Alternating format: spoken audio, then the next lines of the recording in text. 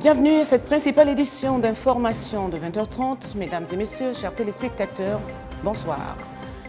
3 titres au cours de ce journal. Nous parlerons d'Issa Malam Salatou, 5e adjoint au maire de la commune de Libreville, qui a été installé ce matin à l'hôtel de ville.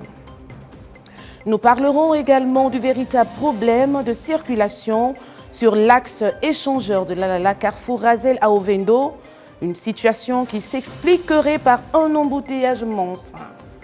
Enfin, au Sénégal, l'opposant Ousmane Sonko a été libéré.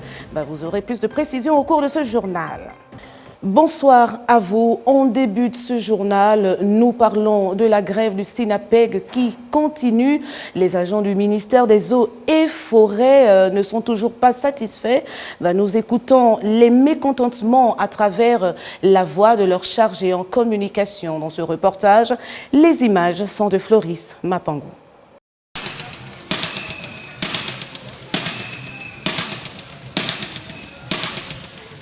Des coups de tuyau, sifflets, jeux du tam-tam par les agents déçus du ministère des Eaux et Forêts qui ont pris d'assaut la déventure pour exprimer leur ras-le-bol suite au non-respect du protocole d'accord signé entre la tutelle et le SINAPEG. Depuis quelques semaines, les 2 syndicats du ministère des Eaux et Forêts sont rentrés à nouveau en grève après la violation du protocole d'accord par monsieur le ministre de tutelle.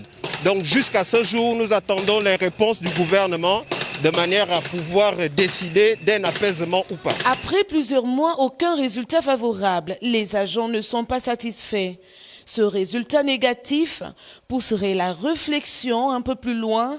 Pourquoi la tutelle ne céderait pas à la demande de ses travailleurs? Est-ce un refus total de la hiérarchie ou la méthode de dépôt du cahier de charges a été mal entreprise? La loi permet aux travailleurs, pour ne pas parler d'agents publics, de se constituer en syndicat, c'est-à-dire en groupement organisé de manière à pouvoir exprimer ce qu'ils ont comme problème notamment. Donc le SINAPEF et le SINAGREN font partie de ces syndicats qui, lorsqu'il y a problème, exposent ces problèmes comme il se doit. Et autant nous sommes aussi une force de proposition. Donc il s'avère que la tutelle a pris des engagements dans le cadre d'un protocole d'accord signé le 2 septembre 2020. Plusieurs mois après, nous constatons que ces engagements n'ont pas été respectés. Il n'y a pas de suite favorable. Nous restons toujours sur nos attentes. Nous avons même pris soin dernièrement d'informer solennellement les plus hautes autorités de la République, notamment Madame le Premier ministre, ainsi que la présidence de la République. Jusqu'ici, nous constatons que rien n'évolue, d'où la continuation du mouvement de grève. Le gouvernement gabonais gagnerait à résoudre les problèmes exposés de ses pères et mères de famille qui jubilent chaque jour devant une structure d'État. Et puis le problème de circulation sur l'axe échangeur Lalala Carrefour Razel Ovendo, une situation qui s'expliquerait par un embouteillage monstre sur cette voie aux heures de pointe. Le constat a été fait ici par Gamaluzé sur les images de Boris Mikolo. Difficile, sinon très difficile de circuler sur l'axe échangeur de Lalala Carrefour Razel pour aller à Ovendo. En cause, un embouteillage monstre qui manquerait d'explication, surtout que cette route ne présente aucun problème de dégradation. Mais qu'est-ce qui pourrait bien expliquer cela? Un usager nous donne ici les raisons. Non, on le vit tout le temps. C'est après le pont Nomba, net en face de la direction Pétro. Il y a un stationnement réservé pour des bus, les cars qui partent de la gare routière pour le lycée technique, ainsi de suite, qui font le même trajet, comme vous voyez là, du côté de Vendo. Donc, le temps qu'ils mettent, il y a les piétons qui passent, il y a ces cars-là qui cherchent à bien garer, ainsi de suite. C'est ça qui est à l'origine vraiment. Parce que depuis qu'on a enlevé aussi la police en route, ça nous facilite un peu de rouler, mais c'est surtout ça, à partir de pétrole là, à partir de pétrole là-bas. Parce qu'attendre un quart, 2, et comme tout le monde est pressé, comme vous le savez, il n'y a personne qui va passer 1 minute ou 2 pour dire bon j'attends 1 minute pour que mon frère garde. Non, tout le monde est pressé. Et ça, et surtout comme c'est les heures de pointe, vous comprenez que c'est pas C'est pas la joie, c'est pas facile. Une situation qui n'arrange personne, surtout pas les travailleurs et les élèves qui vont dans la commune d'Ovendo. Oui, ça n'arrange personne parce qu'il faut aller au boulot, il y a les enfants qui vont au cours. Ça n'arrange personne. Et puis il faut informer. Si on sait que tel tronçon est bouché, on peut chercher d'autres tronçons pour arriver au boulot. Mais on n'informe rien. Tu te réveilles le matin, tu te dis que c'est comme d'habitude, tu arrives, tu trouves un tel bouchon. Qu'est-ce que tu vas faire? Tu es obligé de demander la grâce à Dieu pour pouvoir arriver au boulot. Le port d'Ovendo étant le principal pôle économique de la capitale gabonaise, les autorités feraient mieux de trouver une solution appropriée pour désengorger cette voie pour le bien-être des populations. Nous restons toujours dans la commune d'Ovendo pour parler du problème d'éclairage public au quartier Samétone, derrière la pédiatrie. Les habitants de cette partie de la zone d'Ovendo se plaignent dans ce reportage de Gamma Luzé, image Boris Mikolo. Puis qu'on a posé les fameux lampadaires solaires, elles ne s'allument plus. Donc apparemment on est là dans l'obscurité totale. Et on est juste, avec le peu qu'on est, bon, on se débrouille. Et concernant les lampadaires, ce sont des lampadaires qui sont gérés par une société privée, mais ça fait déjà plus de 2 ans qu'ils ont installé. Et ça fonctionnait juste pendant 9 mois. Mais après les 9 mois, jusqu'à présent, on est dans le noir parce que ce sont des lampadaires solaires. Et les lampadaires ne s'allument pas parce que la société qui est venue installer ces lampadaires-là n'a pas un service de maintenance. Ils devaient faire le tour pour venir voir si ça s'allume ou ça ne s'allume pas. Lorsque ça ne s'allume pas, ils doivent intervenir. Mais après installer, aucune société est venue faire la maintenance de cela. Donc tout est dans le noir. Par rapport à cela, bien sûr que oui. Et si ces sociétés-là sont venues installer ça, parce qu'elles savent très bien qu'elles doivent pouvoir procéder à la maintenance. Donc que ces sociétés-là, si j'ai bonne mémoire, elles travaillent, elle est au niveau de la zone industrielle, non loin du CEDOC. Je pense très bien qu'elle doit pouvoir venir faire une campagne de maintenance sur ces panneaux solaires pour que l'éclairage revienne.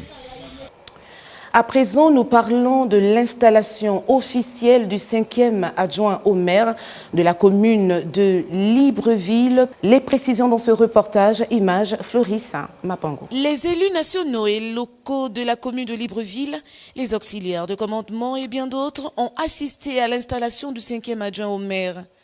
Issa Malam Salamtou, dans son discours, remercie le Tout-Puissant pour l'honneur qu'il reçoit aujourd'hui. Permettez-moi tout d'abord de rendre grâce à Dieu pour les bienfaits qu'il s'est toujours accordés aux humains que nous sommes, au premier rang desquels la bonne santé que je nous souhaite sincèrement à tous et qui est désormais si cruciale en ces temps difficiles de pandémie qui ont vu la disparition brutale de nombreux compatriotes pour les familles desquelles j'ai une pensée des plus émues. À mon sens, le privilège qui est le mien aujourd'hui s'inscrit assurément parmi ces faits providentiels qui amplifient l'espoir et la foi, parfois en provoquant une certaine incrédulité chez leurs bénéficiaires, mais qui est vite surmontée par la reconnaissance et la joie indicible qui en découlent. Pour Issa Malam Salatou, c'est une occasion bien indiquée pour adresser un mot en rapport avec les tâches qui lui incombent. Monsieur le maire, mesdames et messieurs les maires, les adjoints au maire, en intégrant le bureau de notre conseil municipal, j'ai pleinement conscience des défis auxquels nous sommes d'ores et déjà confrontés et qui appellent de la part de chacun d'entre nous cohésion et solidarité derrière vous, monsieur Genba, qui, de par votre expérience et vos innombrables qualités humaines et professionnelles, êtes un immense atout pour le mieux-être des populations librevilleoises. C'est pourquoi je ne ménagerai aucun effort quant à ma contribution à la mise en œuvre du plan stratégique triennal défini à l'effet de donner à une administration municipale en phase avec les enjeux cardinaux du moment, notamment en ce qu'elle est propice à une ville écologique et durable, telle qu'appelée de tous vos voeux par vous, ce maire. Au cours de cette cérémonie, le préfet du Como, Sion Sébastien Obam, en remerciant le bureau du conseil municipal pour leur abrégation, leur disponibilité, a tenu à rappeler au 5e adjoint au maire les principes directeurs qu'il devrait avoir. Convaincu de ce que la répétition pourrait être la mesure, le meilleur exercice pédagogique, il m'a agréé à cet effet de vous rappeler au moment où vous prenez vos nouvelles fonctions à la mairie de Libreville, les principes directeurs que vous devez avoir constamment à l'esprit dans l'exercice au quotidien de cette délicate mission. Je voudrais notamment évoquer ici le respect de la hiérarchie, l'impartialité, la neutralité, la disponibilité et le sens élevé du devoir, toutes choses qui sous-tendent le fonctionnement régulier et permanent des services publics. C'est au terme de ces mots que s'est achevée la cérémonie de l'installation officielle du 5e adjoint au maire. Des paroles qui prendront effet dès ces instants. Cette fois-ci, nous sommes au Sénégal pour parler de l'opposant Ousmane Sonko qui est libre à présent.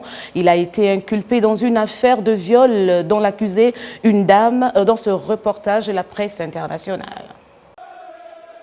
Ousmane Sonko est libre. Ce lundi, il a été inculpé dans l'affaire de viol dont l'accuse une jeune femme, mais le juge a ordonné de le relâcher sous contrôle judiciaire. Avant cette annonce du tribunal, plusieurs dizaines de ses partisans avaient pris d'assaut la rue menant au palais de justice. Tous réclamaient sa relaxation pure et simple, au motif que son arrestation est politiquement motivée. La décision du juge était très attendue, surtout dans un contexte marqué par des violences depuis près de 4 jours. Au moins 5 personnes auraient perdu la vie dans les violences. Dans la capitale Dakar, des blindés de l'armée ont été positionnés sur la place de l'Indépendance, centre du quartier névralgique du plateau, siège des grandes institutions dont la présidence. La garde à vue d'Ousmane Sonko a été levée dimanche, mais il est resté entre les mains des autorités en vertu du mandat d'amener délivré contre lui dans l'affaire de viol présumé. Ousmane Sonko avait été arrêté officiellement pour trouble à l'ordre public alors qu'il se rendait en cortège au tribunal où il était convoqué pour répondre à cette accusation. Le collectif Mouvement de défense de la démocratie, comprenant le parti d'Ousmane Sonko, des formations d'opposition et des organisations de la société civile, avait appelé à descendre dans les rues. Au Liban, la crise s'aggrave et les blocages de routes se poursuivent. Pour faire réagir les gouvernants, les Libanais paralysent les grands axes routiers depuis une semaine. C'est ce que nous précise ce reportage. Paralyser les grands axes routiers libanais pour faire réagir le gouvernement. Depuis près d'une semaine, les Libanais descendent dans la rue pour protester contre leurs conditions de vie, sévèrement amoindries par la chute de la livre, tombée à son plus bas historique mardi dernier.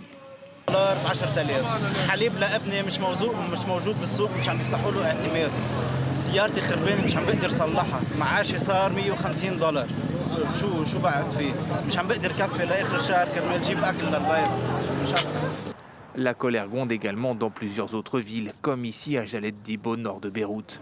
Les manifestants espèrent relancer le mouvement qui avait fait descendre de nombreux Libanais dans les rues il y a 1 an et demi.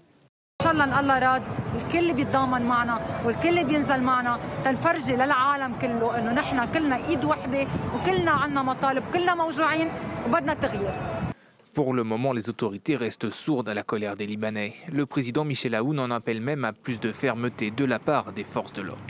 قال الرئيس إن قطع الطرقات مرفوض وعلى الأجهزة الأمنية والعسكرية أن تقوم بواجباتها كاملة وتطبق القوانين من دون تردد خصوصا أن الأمر بات يتجاوز مجرد التعبير عن الرأي إلى عمل تخريبي منظم يهدف إلى ضرب الاستقرار. La crise économique s'accompagne d'une crise politique. Le pays est sans gouvernement depuis 7 mois. Après l'explosion du port de Beyrouth le 4 août dernier, le Premier ministre Hassan Diab a démissionné. Il dirige pourtant toujours aujourd'hui le gouvernement par intérim, faute d'accord entre son successeur désigné Saad Hariri et le président Michel Aoun. Nous terminons avec l'affaire Weibo, l'arbitre suspendu jusqu'en fin de saison. L'UEFA a tranché après plusieurs mois d'enquête. C'est ce que nous précise ce reportage de la presse internationale. L'affaire Pirachil-Weibo, suite et fin. L'UEFA, l'instance dirigeante du football européen, a tranché lundi après plusieurs mois d'enquête suite au match de Ligue des Champions arrêté entre le Paris Saint-Germain de Neymar et Mbappé et le club turc de Başakşehir où évolue notamment Dembaba. Le quatrième arbitre a été suspendu jusqu'à la fin de la saison pour ses propos a priori racistes. Le Camerounais Pirachil-Weibo, qui avait été désigné comme le noir par l'arbitre assistant, a lui écopé d'un match de suspension. Point final à cette édition d'information de 20h30. Mesdames et messieurs, merci de l'avoir suivi. Mais avant, le rappel des titres. Nous avons parlé d'Issa Malam Satou, 5e adjoint au maire de la commune de Libreville, qui a été installé ce matin à l'hôtel de ville. Et puis, le véritable problème de circulation sur l'axe échangeur de l'Alala Carrefour Razel à Ovendo, une situation qui s'expliquerait par un embouteillage monstre. Et enfin, au Sénégal, l'opposant Ousmane Sonko a été libéré. Merci à l'équipe technique qui m'a accompagné. J'aurai le plaisir de vous retrouver demain à la même heure, s'il plaît à Dieu. Au revoir.